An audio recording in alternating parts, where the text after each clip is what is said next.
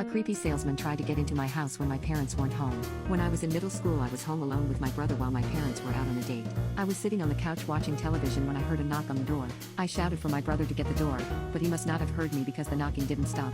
Eventually I got up and answered the door myself, and when I opened it I saw a sleazy-looking salesman. He started trying to sell me something, but I told him I wasn't interested and tried to close the door. He stopped me, jamming his foot between the door and the frame as he kept talking about all the different models and colors this thing came in. I kept trying to tell him no and shut the door, but he wouldn't listen. The salesman was also slowly pushing his way into the house even though I was putting all of my effort into keeping the door closed. At this point I was starting to get really scared, but fortunately my older brother finally decided to come downstairs and saw what was happening. My brother, who is very tall and has a famously short temper, pushes the salesman out of the doorway and slams the door shut, yelling that we weren't interested and that he needed to leave.